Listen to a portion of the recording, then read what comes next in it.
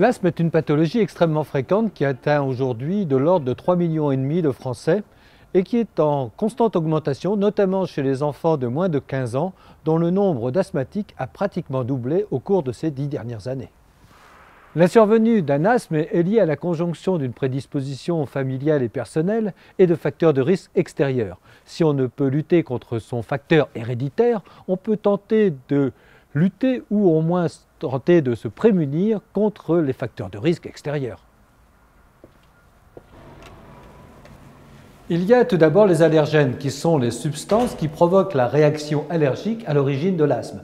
Les plus fréquents parmi eux sont les pollens, les poils d'animaux et les acariens, qui sont de microscopiques insectes. Contre eux, on peut se protéger assez facilement en bannissant tout ce qui est moquette, ou du moins en l'aspirant régulièrement, et en achetant des oreillers en synthétique. Comme ça, on peut les laver régulièrement, l'oreiller lui-même et pas seulement la housse.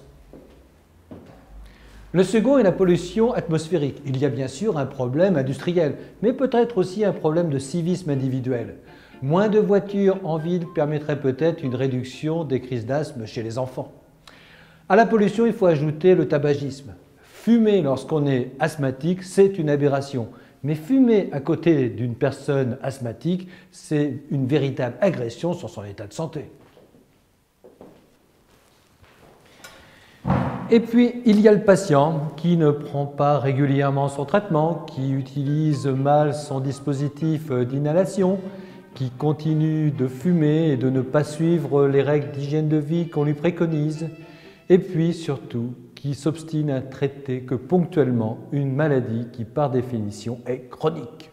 Il faut convaincre le patient non pas d'observer passivement son traitement, mais d'y adhérer, une démarche active, qui nécessite une bonne compréhension de la maladie et de ses enjeux.